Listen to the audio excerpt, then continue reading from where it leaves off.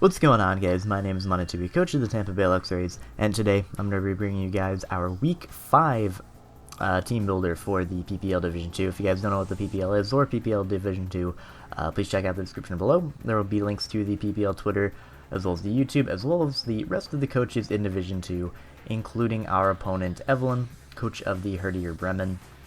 Like I said, her channel link will be down in the description below, as well as her Twitter. So, her team was a little bit interesting. She did make a transfer directly before this match, which is fine. It was, I think, about an equal trade as far as difficulty for prep for our team was concerned. Like, she originally had a Mega Altaria, which meant I was pretty much forced to bring a physically defensive Nidoqueen. She had a, what else did she have? She had Seismitoad, which was annoying because I was going to have to run like Hidden Power Grass on my Zapdos and kind of forfeit a move there. And I forget what else she had. What else did she have? I forget what else she had, but either way, she made those transfers, picked up a couple other things you'll see as I show off her team right now. She has Alakazam, which is one of the things she picked up. Scizor, Hitmontop, Thunderous Eye, Feraligatr, Celebi, Darmanitan, Liepard, and Mr. Mime. Respectfully known as Mr. Meme, of course, it's very understandable. Oh, she also picked up Feraligatr as well, which is a little bit of an issue to my team, but I think I've dealt with it relatively well. And without further ado, let's just get into the team. We're going to start off with our Zapdos, and this is where her not having Seismitoad really helped, because I was pretty much stuck between, I kind of had 4 move slot syndrome. I wanted Roost because I want this thing to be healthy. It's pretty much my only switch into the Thundurus, even though it does not want to take 2 Modest Life Orb Thunderbolts. It can take 2 Timid ones, can roost off the damage. So I really wanted the Zapdos, especially defensive, pretty much no speed investment, just to outspeed anything that would potentially speed creep it. Volt Switch, Signal Beam, Heat Wave, and Roost. Heat Wave is specifically for the Scizor. Signal Beam, specifically for the Celebi, can also hit the Liepard as well, hits the Alakazam super effectively. And then Volt Switch, just to gain myself momentum, and because she dropped Seismitoad, she does not have an electric immunity, so I can freely Volt Switch against anything that I want, which is very nice. I can 2 KO the Celebi with Signal Beam, OHKO the Scizor as long as it is not Aqua Berry, and Volt Switch, again, just Volt Switch, gain momentum. And of course, Roost. This is a good check to Thundurus, like I said. It's a very good switch into the Celebi, can take a hit from Darmanitan, can deal with the Liepard relatively well, can even deal with the Mr. Mime if she decides to bring it, because it's actually a little bit of an issue to my team. Can take a +1 Ice Punch from Feraligatr, which is really cool, can deal with the Hitmontop, can deal with the Scizor, so this is just a really nice mon against her team. It walls a lot, and it's going to be very tough for her to take down. Rocks may be an issue, because I'm 2 KO'd by a certain amount of things after Rocks, but I should be alright. Zapdos is relatively bulky, I can potentially get up my own hazards and then have Jealousy Spin Block, but, you know, you'll see how that plays out later on in the match that I haven't played yet, but that is Zapdos. I expected to put in a lot of work. It deals with her team relatively well. It's a switch into the one thing stopping my Mega Lopunny. And the next thing that I am going to go over is my Mega Lopunny. Once again, relatively standard Mega Lopunny. High Jump, Kick, Return, Fake Out, and Quick Attack. Jolly Nature, enough speed to outspeed a timid Alakazam. Let me just add you there. Yeah. I was originally going to go with Adamant because I could 2 KO the Alakazam with Fake Out and Quick Attack, but I didn't want to be put into a position where I kill something and then Alakazam can just come in and revenge kill me. So, we're Jolly. I have to be careful of that Alakazam being potentially inner focus. I don't think she's going to do it, but it's very possible she brings the inner focus Alakazam just so that she can not get flinched by Fake Out and then kill me with the Psychic. That would be bad, but we'll see how it goes. Otherwise, this Lopunny absolutely destroys her team. We have Quick Attack. That's because a lot of things on her team have priority. A lot of those things are priority T-Wave, and a lot of those things are also relatively frail. For example, Liepard would be able to get off a T-Wave before I knock it out with the return. Darmanitan can hit me very hard with the Flare Blitz. Feraligatr can potentially have Aqua Jet. Thunderous Eye, of course, has that Prankster. Hitmontop is Mach Punch. Scizor Bullet Punch, obviously I won't be able to do much to it with Quick Attack, but will be able to deal decent damage to it. Also, she is a Bumblebee. I don't think that's going to be coming. Just don't. I have a lot that stops it, and it's the Bumblebee. But this is Mega Lopunny. Again, relatively standard, but this actually puts a ton of work on her team. She has no switch into it aside from the Celebi, like I said. Kind of a Hitmontop, but even then that doesn't really want to take a high jump kick or even a return, and it does not have reliable recovery. It's a free switch in my Jellicent every time that I'll go into in a little bit, can potentially let me get off a hit or a setup with my Reuniclus. Zapdos the free switch in, so just not a great Pokemon versus my team in general, and if she does bring it to counter my Mega Lopunny or whatever else she wants to counter with it, then I do have responses for it. So yeah, Mega Lopunny, big threat. I can definitely see Mega Lopunny cleaning up at the end game because it's just very good against her team. Like, especially with Rocks up, Fake Out plus Quick Attack will be able to kill things like Darmanitan, will be able to knock out things like Thundurus. I outspeed the Feraligatr, outspeed the Alakazam, so a lot of the things I can OHKO with Return, and the things I am afraid of due to potential Scarf or Priority, I have my own priority for that will hopefully beat them. Especially since things like Darmanitan with Flare Blitz will also be wearing it down even more, even if I have to sack a couple things to do it, which I don't expect I'm going to have to do, but I can just maybe sack off one thing, have it take Flare Blitz damage, and then kill it with Fake Out plus Quick Attack. So this is a very good mon against his team, like I've been over. It's been doing very well during the season. It is currently MVP with 9 kills and no deaths, and it's just been doing very well for me. I think it's going to do well this time. So with that being said, we're going to move on to our Jellicent here. We're going to have some hazards come into play later on, so I wanted a Spin Blocker for that Hitmontop. She doesn't really have any other form of hazard removal aside from regular Scizor, which I don't really expect her to bring Defog on. May not even bring Scizor at all, because I do have a lot of checks to it. So the thing we're bringing next is Jellicent, with the Colbur Berry, Scald, Hex, Ice Beam, and Recover. So Scald and Hex is because I'm running T-Spikes on Nidoqueen, and I'll get into that as well in a little bit. Scald, very good move. Nothing is immune to it. Literally, nothing is immune to it. Can hit the Darmanitan super effectively. The only thing that resists is the Feraligatr, which I can potentially burn, which would be awesome. Obviously hits pretty much everything else. Her team is not very bulky at all. But the one thing before I get into that, Hex is also big because, again, I have T-Spikes here. If I can, like, Toxic Spike something and hit them with a Hex, I'll be able to do massive damage to it, especially the Celebi. Celebi will take a ton of damage from a Poison Hex. Mr. Mime, of course, will not appreciate a Poison Hex. Alakazam will go down to a Poison Hex, so that's why I have that.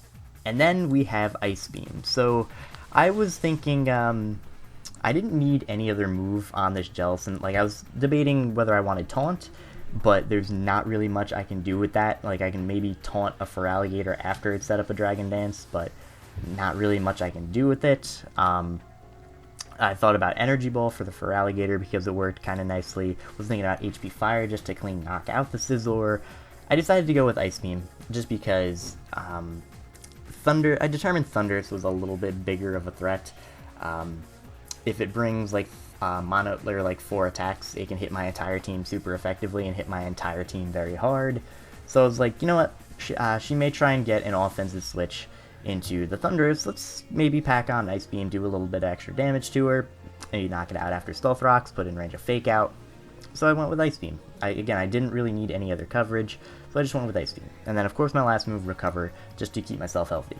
Also, thought about Will-O-Wisp for a little bit for maybe things like the Scizor, but she's not going to want to switch Scizor in on me. I have the Scald Burn chance, and I'm running T-Spikes on this team, so it would be kind of redundant. I would only really be able to hit the Scizor as well as the Thundurus, and again, Ice Beam's for the Thundurus, so that's why I have Ice Beam.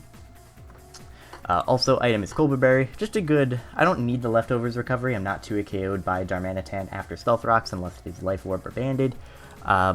So I figured the Colbur Berry would come into use multiple different ways. One, Scizor potential knockoff would just work nicely. If Hitmontop for some reason has Thief, then I'll be able to take that even better. Feraligatr's Crunch is a big one, because Feraligatr is a decently big issue to my team. I have responses to it, but it could still be scary. Liepard is a big one, and I don't want to get like Pursuit Trapped and take a lot of damage. Liepard is very frail, so I could potentially just take a hit from it and fire off a Skull. I was also considering Dazzling Gleam over Ice Beam just to hit that Liepard harder, because it's one of the things stopping my Reuniclus, but decided over Ice Beam. His Skull does like 60% anyway, so I have that. Colbur Berry, that's pretty much all the Colbur Berry is for, but it has a lot of potential one-time uses, and that's just really nice. Because, I don't know, maybe like she over-predicts with her Thunders, goes for knockoff, I take it, and then hit her with an Ice Beam. That's going to be really cool. Even like a Dark Pulse if it's fully special. I don't expect a nasty plot set, but it could be. And yeah, that's pretty much just my Jellicent. Mainly there to spin block the Hitmontop. Is a very nice switch into the Darmanitan. Pretty much my only switch into Darmanitan, I feel like, in my team. Like, a lot of these things, like Zapdos and Reuniclus and Nidoqueen can take a hit, but they're 2 KO'd very easily, and things like Nidoqueen don't have Recover, and my Reuniclus doesn't have Recover, and I'll get into in a little bit. So, yeah, that is Jellicent. A very nice mon for her team. And, yeah, that's pretty much it. Moving on to Nidoqueen, we have an offensive Toxic Spike setting Nidoqueen with the Payapa Berry. Payapa Berry, for multiple uses, similar to the Colbur Berry, can take a hit from Alakazam, break its Sash with Sludge Wave, maybe threaten her out with the Sucker Punch, can take a Psychic from the Thunderous Eye and knock it out with a Nice Beam, can take a Psychic from Celebi, hit it with the Sludge Wave, Mr. Mime, same thing. So Payapa Berry is just a very nice item to have. I didn't really need Life Orb, I didn't want to go Sash because that's kind of weird. I just kind of wanted an item that could maybe bluff the Life Orb, maybe bluff a choice item, and then reveal that I'm not choiced and be able to hit things very hard. Also, as you'll notice here, I have Sludge Wave, Earth Power, Sucker Punch, and Toxic Spikes. Was thinking about going with Flamethrower in this spot, however, I decided against it. Flamethrower to hit the Scizor, but my team decently deals with Scizor anyway. Like, I'll be getting Iron Barb's damage off with this, I have HP Fire on this, Skull Burn here, this hits it hard with High Jump Kick, this hits it hard with Heat Wave. I'm kind of not expecting her to bring it, honestly. She may, because it does, of course, hit my Reuniclus, does have coverage to hit most of my team, but Earth Power will still be a 2 KO regardless. I didn't really need Flamethrower, and I would much rather have that Sucker Punch. I really do not want to lose the game because Alakazam still has Focus Sash intact, or something like that. So yeah, Toxic Spikes are also something that's very important. Most of her team is hit by it, or affected by it, aside from, of course, the Thunders, as well as the Scizor, as well as the Magic Guard Alakazam. But even the things that, like, if Alakazam, even though it's not affected, will still be hit harder by Hex, which is very good. Well, Hex will deal a ton of damage to the Celebi, which is really nice, because Celebi, again, one of the only stops to my Mega Lopunny, as well as just wearing her team down. She doesn't have a lot of recovery, and she doesn't have a lot of super reliable bulk, so if she's bringing an offensive team and I can wear that down quickly, I will be able to easily clean up with my Mega Lopunny later on, so that is the game plan with Nidoqueen there. And yeah, that is pretty much our Nidoqueen. Max Special Attack, Sheer Force, Payapa Berry, 3 attacks, Toxic Spikes. Also, don't need a minus defense or Spadef nature. Sucker Punch still brings Alakazam down to its Sash, or at least weakens it a lot, but anyway. Next up, we have a mon I was not going to bring originally because it's dangerous. It's kind of baiting in the Darmanitan, can potentially bait in like an HP Fire Celebi, and I wouldn't really be able to hit it. She has a lot of fighting coverage on her team, got a lot of fire coverage on her team, but I determined that this was actually a good Pokemon for her team, mainly just because it's the most reliable Stealth Rock setter, and it actually has a cool little gimmick in Pin Missile here. Pin Missile, if I get 4 hits, will knock an Alakazam clean out, and I don't have to worry about it being Focus Sash, of course. Pin Missile also is likely a 2 KO on Celebi. I believe if I get 2 3-hit Pin Missiles, I will be able to 2 KO it, plus it is something that will get damage off of the Celebi, force it to recover, and if it doesn't recover, it's in range of my Mega Lopunny, so that is why I have that.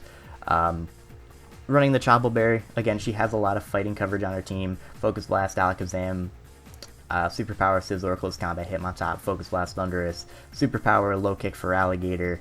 Celebi's probably going to have HP Fire, I can feel it. Darmanitan, obviously, I don't want to stay in on.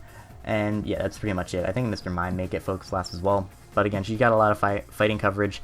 I can take any hit with this thing and just set up Stealth Rocks. That's its main job. That's all I really need it to do. Potentially wall the Feraligatr if it gets out of hand, but I should have checks to that still alive. Gyro Ball and Power Whip, basically just so nothing can set up on me. For example, I want a Gyro Ball so that I could break a Thundurus' sub, if it was potentially a sub Thundurus. Wanted Power Whip so I can hit the Feraligatr hard, make sure it can't set up too much on me. Liepard, I hit very hard with the Gyro Ball. Mr. Mime, same thing with the Gyro Ball. Alakazam, Pin Missile. Also, if it's like a sub Alakazam, I can break the sub with the Pin Missile and then continue to damage it afterwards, which is really good. And Hitmontop, it can't really touch Hitmontop. I will not be doing too much damage, but again, I do have safe switch-ins to that. So, that is Ferrothorn. Again, main job, Stealth Rock. That is the only thing I needed to do, because her biggest offensive threats to my team, being Thundurus and Darmanitan, are weak to Stealth Rocks, and I will be able to wear them down very quickly and easily be able to pick them off with my Lopunny. That's pretty much the plan with this game. I have 2 sweepers, and then the rest kind of just support the sweeper here. So, again, that is Ferrothorn. Also, fully Spadef, just so I can take Focus Blasts or HP Fires from Alakazam a little bit better. With the Chople Berry, I don't have to worry about, like, Super Power Sizzle or Close Combat Hitmontop. So yeah, fully Spadef is just my best option. Now, that is Ferrothorn. We are now going to move into our last Pokemon, which was a little interesting. This is a mon I wasn't going to bring first time around. She had a little bit too much physical offense. Like, I didn't want to bring Calm Mind because she has the Liepard and she has too many things. Like, I couldn't really bring 2 moves, then Calm Mind and Recover. That dealt with their team nicely, so I was going to be maybe offensive, but I decided against it in the original team. I actually had a Natural Gift Lychee Berry Kabutops, which could potentially OHKO the Seismitoad, even if it was fully physically defensive. If she was not fully Phys Def, then I actually had a guaranteed OHKO on it. But she traded away Seismitoad, so no reason for me to bring that. And I determined that Reuniclus would be a good Pokemon to take its place. And we have a Life Orb Trick Room Reuniclus. This is the first Reuniclus I have ever brought that does not have Recovery, which is a little bit risky, but this has the potential to really poke holes through her team. I pretty much OHKO everything after Stealth Rocks, which is actually really cool. I OHKO Darmanitan after Stealth Rock, I OHKO Celebi with the Signal Beam, can not OHKO the Feraligatr quite with a Psychic, but after 2 Stealth Rock switch-ins I will be able to, and it cannot knock me out in 1 hit. Mr. Mime I need a little bit of damage on if she decides to bring that. Liepard goes down to Signal Beam, Scizor HP Fire, Alakazam Signal Beam, Hitmontop Psychic.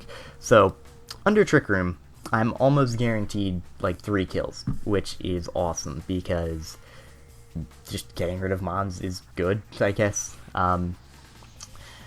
Again, with the Life Orb, I hit insanely hard. Psychic Signal Beam, HP Fire, like I just said, hit pretty much her entire team. Literally her entire team very hard, actually. And I have a decent amount of things, or she has a decent amount of things that I could set up a Trick Room on. For example, I could set it up on an Alakazam, take a Shadow Ball, set it up, and then proceed to destroy the rest of her team. Could easily set it up on Hitmontop, because unless it's like Life Orb with Thief or Sucker Punch, and Thief like being Technician boosted, is not going to be able to do too much. Can set it up on the Celebi, it can't do too much damage to me. If it T-Waves me, I'm even slower for the Trick Room. Darmanitan, I don't really want to set it up against, but I can live a hit. Maybe if it's locked into like Earthquake or Rock Slide, I'll be able to set it up there. Liepard, I can't really set it up against, and I have to be careful of Encore as well as Sucker Punch from that thing. And yeah, that's pretty much it. Again, I can set it up against Alakazam, Hitmontop, potentially Thundurus, potentially the Feraligatr, definitely the Celebi, and potentially the Darmanitan. So that's just why I have the Trick Room 3 attacks thing. If I'm able to get this off, then I will be able to absolutely obliterate her team with it. It does so much damage. The only thing that can immediately threaten me is Liepard, which I do have relatively safe switch-ins to here, as well as here.